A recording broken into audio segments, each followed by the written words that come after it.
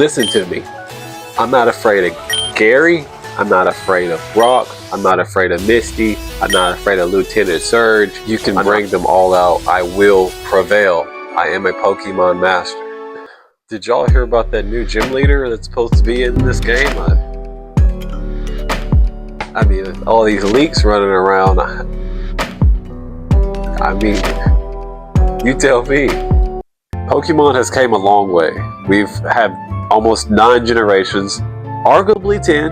I'm not sure yet. We'll find out soon. If this video is up before then, I don't know. I'm really trying to get this video up before Friday, but we will see. But we've had 9 generations, and now we're taking it back to Kanto region. Let's go, baby. Let's go.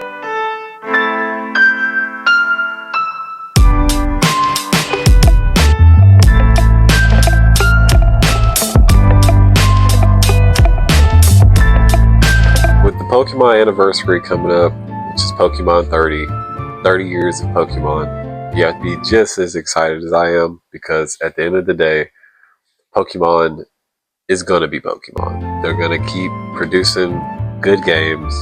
They're not going to stop. And for 30 years is incredible. Incredible. To be honest with you, I am looking very excited to facing Brock, the Rock gym leader, who packs a punch. Please don't be that guy who uses Pikachu on Brock. Coming up next is Misty, the water type gym leader who runs Kanto region. She's always had that feisty attitude, but she's always been a go-getter. And that's one thing I do enjoy about some of the original Pokemon gym leaders, is that they have more of a pact with the original characters. It's like in the original show as well. I'm glad that they are bringing us back to the Kanto region. But one thing I want to mention, before you even think about facing Misty in the gym, there is a 5% catch rate of a Pikachu in the Viridian Forest. That is very important for facing Misty. That is a water type gym leader, and a Pikachu being one of your first electric type Pokemon, you want to shock her. Literally. Next up, you're going to run into a drill sergeant named Lieutenant Surge. This guy, don't let him fool you. He does have a pretty strong Raichu. With right preparation and understanding type advantages, you should be able to take out Lieutenant Surge with ease. One of his key tactics is paralyzation. He does know Paralyze Wave, which will probably paralyze most of your Pokemon, making you last to make your move in a battle, but you can get through it. Try going through Diglett Cave before you face Lieutenant Surge. That way you can get you a rock type or a ground type Diglett for sure. Now that you done got the Celadon City, you can face your 4th gym leader, Erica. But listen, take a load off, relax. You've earned this break. You're in the big leagues now. You're in the big city too. Kick back, relax, go to the casino, explore the mall. You can buy unique Pokeballs now. You can also go and gamble and find unique Pokemon inside the casino. There's also a special Team Rocket base there too as well. But I don't promote gambling. It's not my style. But you'll have fun there before you face Erica. Also, quick reminder, do y'all remember whenever they introduced the intros to whenever you enter a building or a cave, they have like a cool art of the building right before you enter? That was so cool to me. This is something to reminisce about why I love Pokemon so much. Very creative. It's one of the first games I know where you can look at artwork and admire it.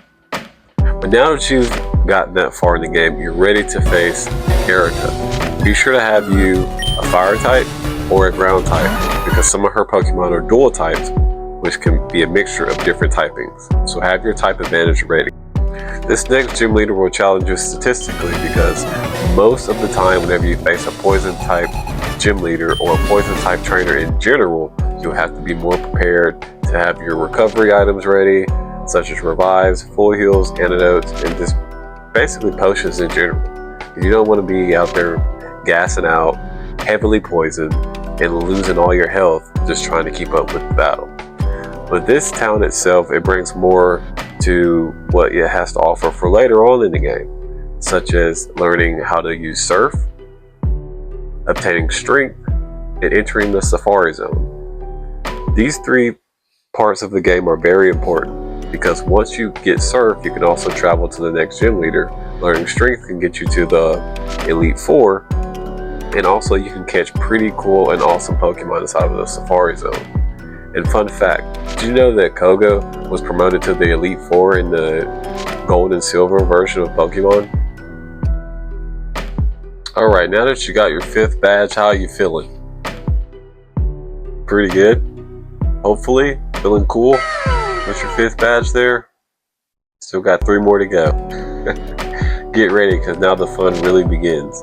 Now you're going off to Saffron City in order to fight Sabrina and some of the Rocket League, which is your arch nemesis in Pokemon. Yes, Team Rocket. You may not get to see Jesse and James, but you still get a taste of Team Rocket and what's more to come. Also, one of the biggest cities in Pokemon Kanto region. And to be honest, I really don't want to get started on how hard it is to even get to Sabrina inside of her gym. It's an absolute nightmare. But with enough trial and error, I'm pretty sure you can get to Sabrina, the psychic type gym leader. Be sure to talk to enough people in town so you can get some of the special TMs that they have to offer.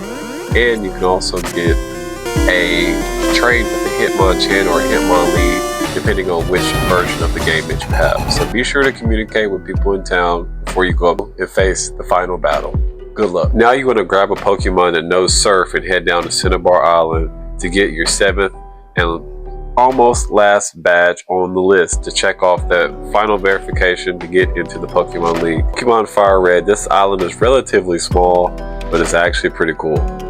And it's full of fire types inside of the mansion, which ironically, you gotta go inside of the mansion in order to get the key in order to get inside of the gym. The gym is locked. And don't worry, it's always been this way. Blaine has always had the key hidden inside of the mansion, and he's been bald for 30 years as well. So no worries with that either.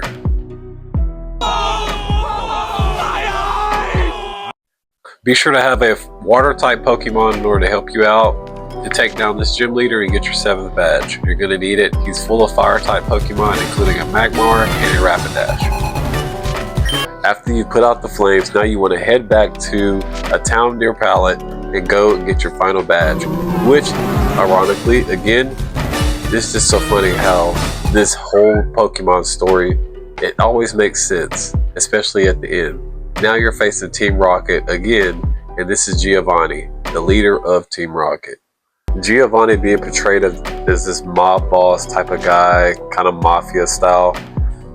He has some of the strongest Pokemon that you'll face out of all gym leaders. He is the last gym leader for a reason. Having all level 40 and up Pokemon, you're going to have to use everything that you learned in order to beat him. And even after, there'll still be Team Rocket. Team Rocket never goes away. That's the annoying thing about Team Rocket. They always there. Another important aspect about these two games is that there are Pokemon differentials in each game. So picking Fire Red, you may get certain type of Pokemon that appear in the wild. And picking Leaf Green, you may get a different type of Pokemon that appear in the wild. So before picking Fire Red or Leaf Green, be sure to do your research and get your type differentials in each version. There's also a chalk board full of legendaries that you can get after you beat the game, such as Deoxys, Articuno, the legendary dog trios, Lugia. A lot of overpowered Pokemon are waiting for you even after the game. There's plenty of juicy content that you can get into after the game. And still, I'm not 100% sure about Pokemon Home. Only reason I say that is because I do know that the sprites in the earlier games are way different than what they are here that we play now. And what basically sprites are the Pokemon graphics that are transformed throughout each game. So a sprite, the image of the Pokemon will look way different than what it does now on a 3D platform. So if you connect Pokemon Home to a Pokemon Red version that's not really upgraded, it's just remastered, you're not gonna get a new Crobat on a Pokemon Fire Red because they don't have the sprites for it. They don't have the imagery for a Crobat. And that's pretty much it for this video. that's my breakdown of Pokemon Fire Red and Leaf Green. And if this video is not up by Friday, I will react to Pokemon Day on the 30th anniversary, and we will go from there. That's the best I can really say about that.